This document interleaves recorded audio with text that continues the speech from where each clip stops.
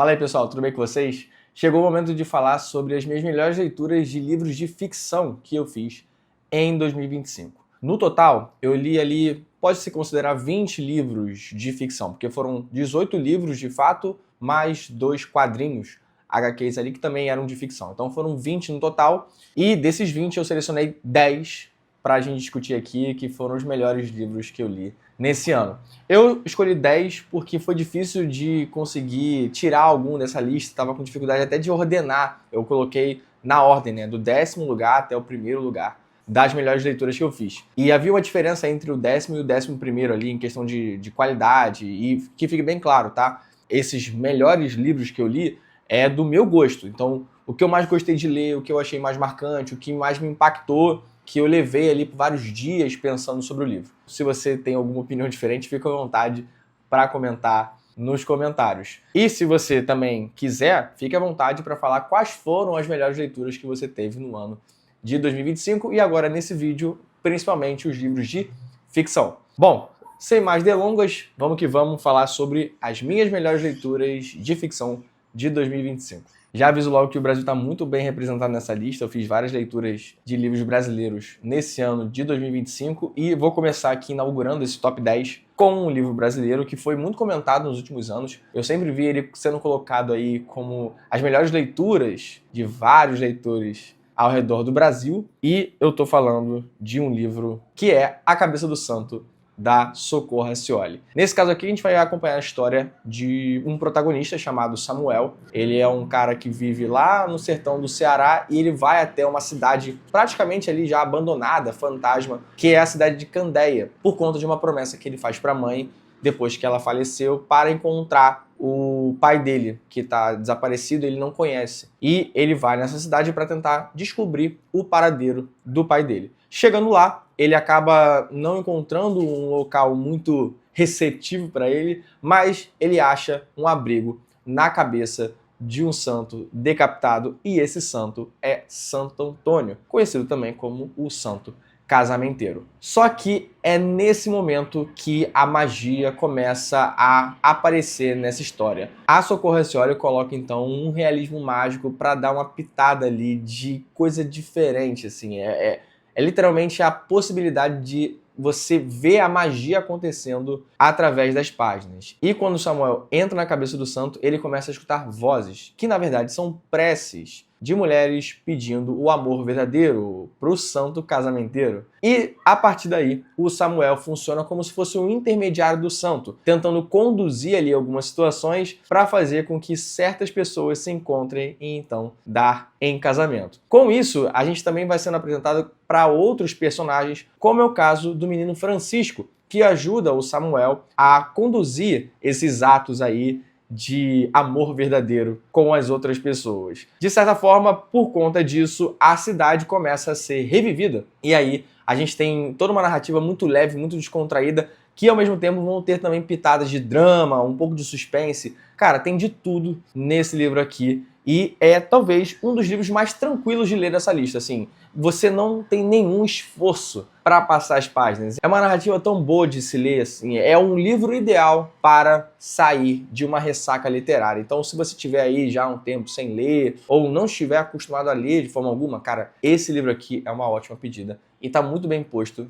em 10º lugar, A Cabeça do Santo, da Socorro Racioli. Em nono lugar, um livro de um autor que eu já tinha lido outro livro dele em outro momento, mas eu não gostei tanto quanto eu gostaria por conta da expectativa que eu estava gerando. Mas esse aqui não, esse aqui é um livro muito bom. O primeiro livro de suspense dessa lista, e eu tô falando do livro Jantar Secreto, do Rafael Montes. Aqui a gente vai ver uma história de 4 jovens adultos universitários que vão acabar tentando ganhar a vida na cidade do Rio de Janeiro, especialmente em Copacabana, mas ao mesmo tempo estão tentando evitar alguns problemas que podem acontecer no meio do caminho, como por exemplo o desafio de arcar com custos muito altos na cidade, sendo um universitário. Então a gente vai ter ali dilemas com relação a problemas com os empregos dos rapazes, e aí não recebendo muito dinheiro para arcar com aluguel. Ao mesmo tempo, eles não querem dar muita preocupação para as famílias que estão no Paraná, porque eles vieram do Paraná para conseguir estudar no Rio de Janeiro, e com isso eles começam a discutir possibilidades de alternativas para tentar contornar esses problemas. E aí surge uma ideia de oferecer jantares exclusivos para a elite carioca, justamente porque eles têm um cozinheiro entre esses amigos. E aí surge com uma ideia muito interessante, né? Então eles usam uma plataforma para conseguir oferecer esses jantares exclusivos para essas pessoas que têm dinheiro. O problema é que um dos integrantes faz uma brincadeira que começa a ter consequências muito graves, que no caso seria ter colocado como um dos ingredientes dos jantares carne humana. Inicialmente parece que não vai haver muito problema, né? Parece que se você tirar da plataforma não vai ter consequências por conta desse ato. Mas depois os personagens percebem que já é tarde demais, porque tem pessoas que já se colocaram à disposição para pagar por esses jantares. E aí as coisas começam a ficar um pouco mais sérias nessa leitura. O Rafael Montes consegue construir muito bem essa narrativa de suspense. Você realmente vai tendo ali a construção de um ambiente que vai causando um certo incômodo conforme você vai lendo. O incômodo máximo, o desconforto maior é quando você tem ali cenas de canibalismo, né, cenas de violência muito explícita acontecendo nessa história, mas também você pode ter aqui certas reflexões com relação aos atos que os jovens adultos acabam cometendo por conta da necessidade ou por conta da ambição que eles têm para conseguir alçar em melhores condições na vida. É uma história muito boa. Até a última página você tem ali um certo suspense. Confesso que o final eu já tinha notado que ele tinha deixado um gancho ali para um último mistério a ser resolvido, mas foi muito bom. Acho que até a última página, de fato, o Rafael Montes consegue te prender numa história de suspense excelente. Então fica muito bem colocado também em nono lugar, Jantar Secreto, do Rafael Montes. Em oitavo lugar, a rainha do mistério do suspense, com o seu livro talvez mais famoso, ou um dos mais favoritos do pessoal. Eu tô falando de Agatha Christie com o seu E Não Sobrou Nenhum. Nessa história aqui a gente vai ter 10 pessoas que são colocadas numa ilha por conta de um convite de um anfitrião que eles não conhecem, mas eles vão mesmo assim, por diferentes motivos eles acabam aceitando esse convite. E aí começa a desenrolar uma série de assassinatos nessa ilha e você não tem ali um detetive que vai conduzir a história. Os próprios reféns, digamos assim, né, e as possíveis vítimas vão conduzir uma investigação por eles próprios. E você vai vendo que cada um deles vai encontrando o seu fim até não sobrar nenhum. Obviamente, a Agatha Christie consegue fazer aqui de forma brilhante a condução desse suspense também até a última página e você a todo momento é convidado a tentar descobrir quem é ou quais são os assassinos dessa história. E é sensacional, assim. Eu lembro que eu fiz um bloco de notas para conseguir pensar qual seria o possível assassino, qual seria o motivo que ele teria para assassinar todas aquelas pessoas que foram convidadas, e eu não descobri, né? Infelizmente eu não descobri, mas mesmo assim eu acho que foi muito bem colocado aqui. A história é de fato um mistério sensacional, junto ali com o Assassinato do Expresso do Oriente. Talvez sejam de fato os melhores livros dela. Eu pretendo ler muitos outros daqui para frente, e tá aqui posicionado em oitavo lugar, E Não Sobrou Nenhum, da Agatha Christie. Em sétimo lugar, o primeiro livro que eu li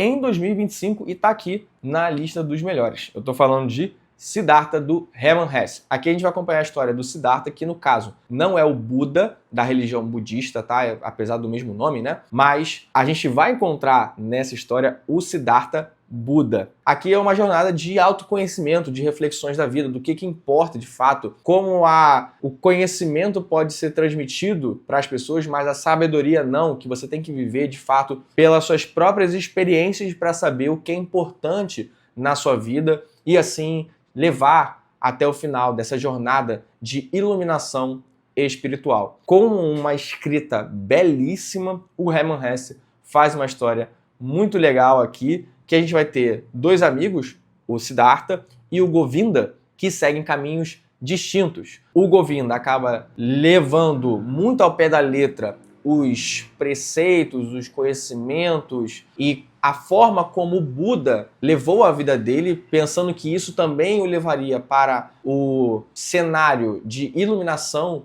espiritual, enquanto o Siddhartha, ele tem uma jornada mais torta, né? Ele vai encontrando caminhos que vão levar ele para o fundo do poço, mas também depois ele encontra a iluminação que ele tanto buscava inicialmente. E é um livro que é sensacional, assim, eu gostei muito, muito dessa leitura. Tá justíssimo aqui essa posição, para mim, pelo menos, em 7º lugar, Siddhartha, do Hermann Hesse. Em 6º lugar, um livro que eu confesso que eu achava que ele ia estar no top 3 de 2025. Assim que eu terminei a leitura dele, falei, cara, impossível esse aqui tá uma posição mais abaixo, mas acabou ficando em 6º lugar. Mas também muito bem posicionado por conta também dos outros livros que eu vou mostrar aqui, que são extraordinários. Então, em 6º lugar, um livro brasileiro, que no caso é Véspera, da Carla Madeira, particularmente, para mim, o melhor livro da autora. Aqui a gente vai acompanhar uma jornada complexa com vários personagens. A gente começa acompanhando o ponto de vista da Vedina,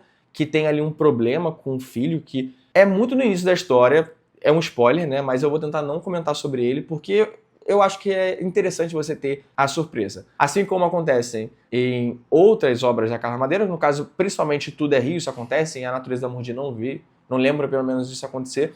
Logo no início da história você tem um choque com algum personagem que você fica assim, caraca, como é que vai ser o final disso aqui? E a partir disso a gente vai tendo ali um flashback para acompanhar a história de outros personagens que vão se encontrando até chegar nesse momento muito chocante que a gente passa no início do livro. Então a gente começa acompanhando a Vedina, mas de fato os protagonistas dessa história são dois gêmeos chamados Abel e Caim. E óbvio, talvez você tenha reconhecido esses nomes por conta deles serem muito importantes na religião cristã. Abel e Caim são os primeiros filhos de Adão e Eva. E eles têm ali um problema entre eles, também é um spoiler, mas é um spoiler de 2000 anos, né, galera? Pelo amor de Deus. Então Caim acaba matando Abel, e isso acaba desenrolando para vários problemas, no caso aqui para os gêmeos, por conta do peso do nome que eles carregam. E a gente vai acompanhando a história do crescimento dos gêmeos desde o nascimento deles. Na verdade, a gente acompanha um pouco antes, já no encontro dos pais dele, da Custódia e do Antunes, até a vida adulta dos gêmeos que vão se encontrar com esses outros personagens do livro. É uma história sensacional para a gente ver os erros que a gente comete e como isso leva a certas consequências. É quase como um efeito borboleta, que a gente vai vendo como pequenas ações vão conduzindo para consequências muito grandes na vida dessas pessoas. Além, obviamente, da escrita maravilhosa da Carla Madeira, que eu acho que é muito envolvente, você vai ali conduzindo, sendo quase como uma dança que a autora faz na forma de palavras, eu acho incrível, e tá aqui em 6º lugar dessa autora, que já é uma das minhas favoritas. Em 5º lugar, a última leitura que eu fiz no ano de 2025, desse clássico da literatura que muita gente gosta, e eu confesso que é até curioso ele ter ficado em 5º lugar, porque ao mesmo tempo que eu gostei muito dele, eu odiei mais da metade dos personagens desse livro. E tô falando de O Morro dos Ventos Uivantes, da Emily Brontë. Cara, a narrativa é sensacional. Isso aqui é um BBB de época que você odeia todo mundo. Você tem ali uma fofoqueira,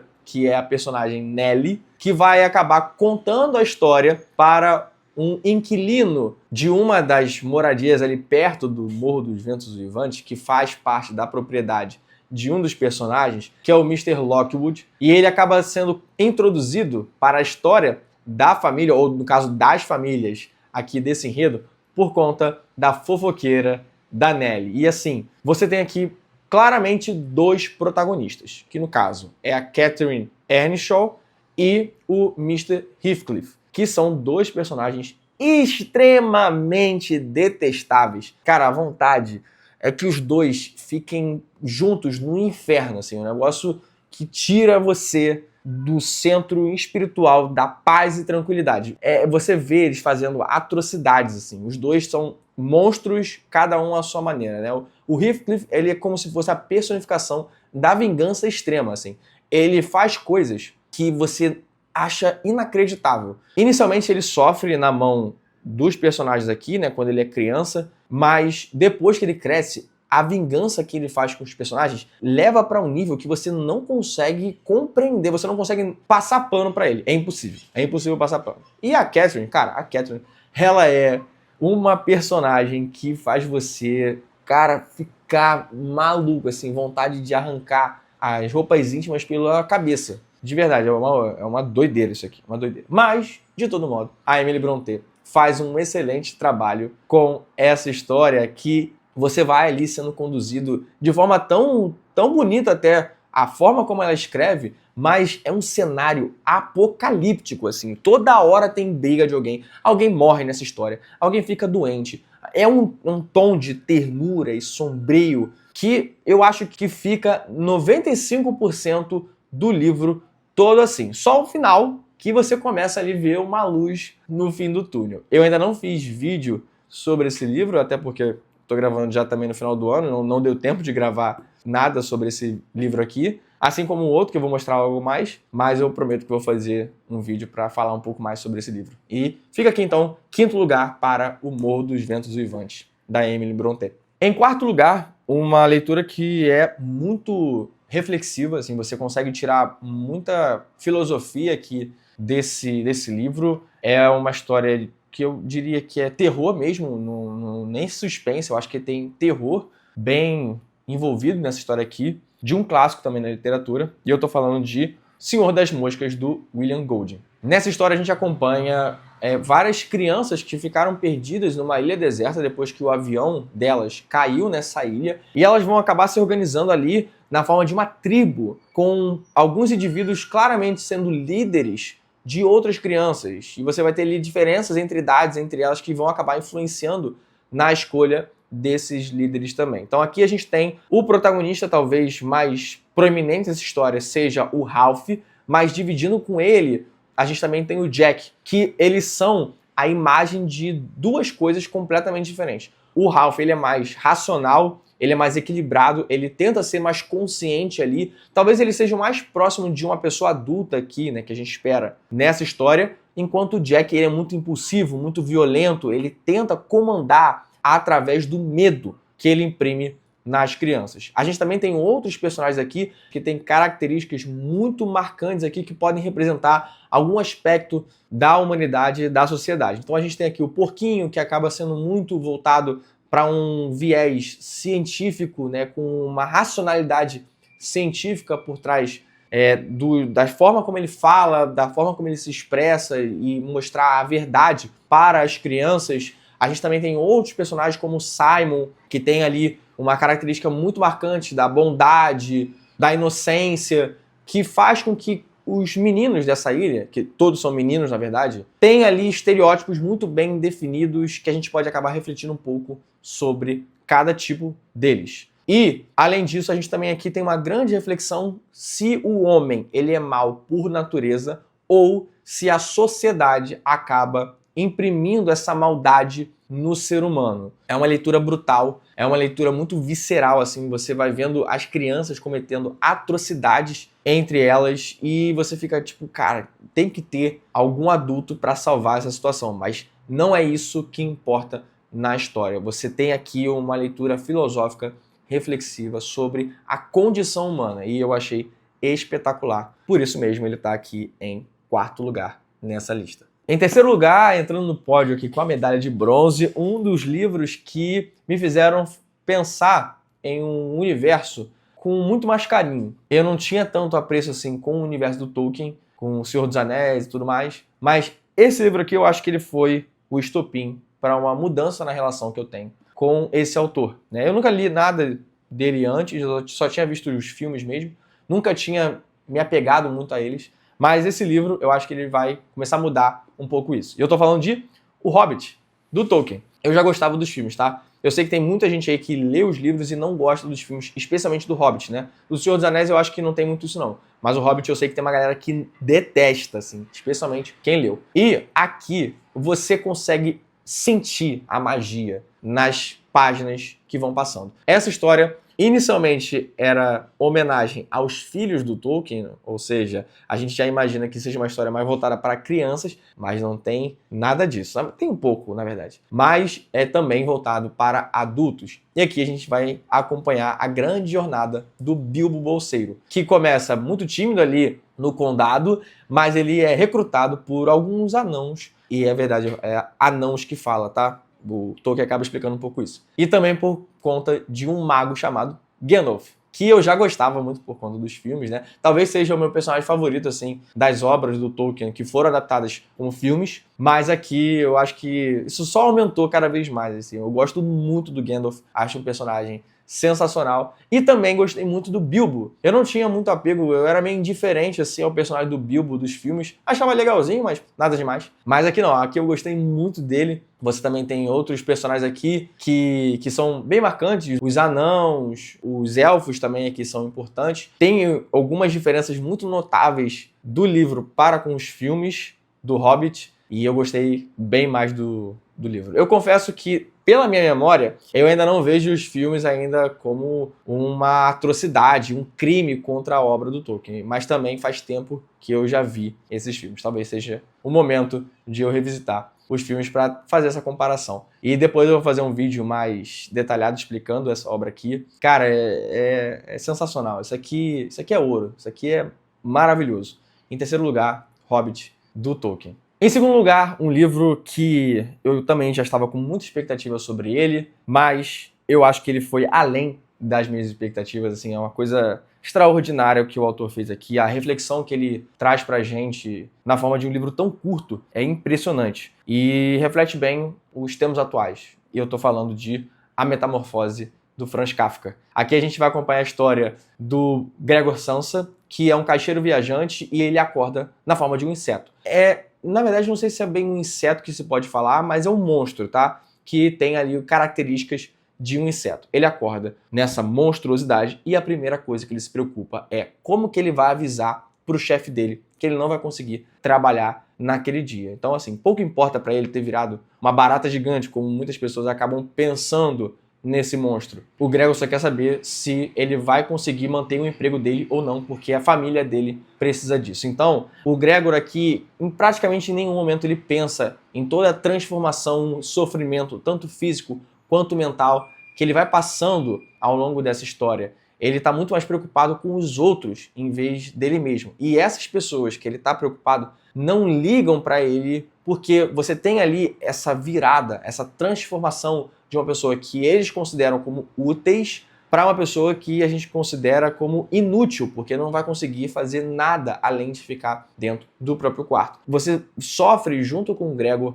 à medida que a família dele vai renegando ele, o chefe dele não quer saber dele, não tem o mínimo de empatia para com a situação que ele está passando, e no final só resta mesmo uma tragédia. Você fica revoltado com todos os personagens que não ligaram, e foram todos que não ligaram para a vida do Gregor Samsa. Eu acho que é um livro importante para ver um cenário que a gente enfrenta hoje em dia, que é um certo utilitarismo da vida humana. A gente só se importa com as pessoas que são úteis aos olhos da sociedade, e eu digo a gente, sociedade como um todo, né? Que a gente acaba menosprezando e às vezes tratando como se fosse menos humano aquelas pessoas que não têm um valor de trabalho para contribuir com a sociedade. Assim, é brutal mesmo, é brutal essa leitura aqui. Eu acho que conversa bem um pouco também com os livros de não ficção, especialmente Sociedade do Cansaço, que ficou na lista aí de melhores livros de não ficção de 2025. Essa história aqui, eu acho que ela é importantíssima para todo mundo ler. Assim. Todo mundo deveria ler A Metamorfose e pensar um pouco sobre essa história. É um livro extremamente curto, eu acho que tem pouco menos de 100 páginas, é isso? Tem 100 páginas, pelo menos nessa edição aqui. E passa muito rápido, mas a reflexão fica por muito tempo. Então fica aqui com a medalha de prata. Em segundo lugar, A Metamorfose, de Franz Kafka. E para fechar essa lista, não podia ser diferente, o livro mais marcante de 2025. Essa história aqui, que é bem curta, na verdade, mas eu acho que poucas vezes um livro me emocionou tanto como essa história. E eu tô falando de Vidas Secas, do Graciliano Ramos. Aqui a gente vai acompanhar a história de uma família que vai passar pelo sertão nordestino num período muito difícil que o sertão já atravessa, né, frequentemente, que é a seca. Então você vai ver ali essa família tentando sobreviver nessas condições extremas de muita dificuldade de conseguir o mínimo para a subsistência, e você vai ver aqui toda essa família enfrentando desafios que são muito cruéis para qualquer ser humano. Tem outra coisa aqui também nesse livro que é fundamental para a construção dessa narrativa, que é a importância da linguagem para você ver um ser humano, de fato, como um ser humano e não como um animal. Aqui a gente vai ver que os personagens, eles têm uma clara dificuldade, pelo menos os personagens principais dessa família, que são 4 humanos e um cachorro, né, que é a baleia. Você vê que os humanos aqui, eles têm uma dificuldade clara de se comunicar, porque eles não têm o domínio da linguagem. E a linguagem que é tão importante nessa história para você ficar imerso nas características e nos elementos do sertão nordestino, falta para esses personagens contarem a história por eles mesmos. Por isso que a gente tem aqui um narrador que ele está de fora dessa história, como se fosse um observador ali no alto, passando pela história desses integrantes aqui do sertão nordestino. E óbvio, aqui a gente tem o melhor capítulo que eu li nesse ano, que é o capítulo da cadela baleia, que me fez ficar completamente destruído depois que eu li. Cara, essa história aqui, eu fiz um vídeo que eu comento um pouco mais sobre esse livro. É uma história arrebatadora, é uma história assustadoramente boa e eu vou levar para a vida esse livro aqui. É um dos melhores livros que eu já li em toda a minha vida. Com louvor, em primeiro lugar, fica aqui Vidas Secas, de Graciliano Ramos. E é isso, pessoal. Espero que tenham gostado da lista. Se você concorda ou se você também discorda de alguma coisa que eu falei nessa lista, comenta aí embaixo com respeito, tá? Fica à vontade também, como eu já falei antes, de falar quais foram os melhores livros que você leu em 2025. Vou ficar muito feliz de poder saber o que vocês leram de bom nesse ano. Ah, e se você gostou de algum livro e quiser comprar alguma coisa pela Amazon, te peço para usar o meu link de afiliado que vai estar aí embaixo na descrição. Você clicando nesse link e comprando qualquer coisa pela Amazon, você me ajuda com uma pequena comissão aí que já vai me dar uma moral, beleza? Não esquece também de curtir e de se inscrever no canal, assim você acompanha quando novos vídeos saírem por aqui. Vou ficando por aqui. Um feliz 2026 para vocês. Espero ver vocês aí nos próximos vídeos. Um abraço, valeu!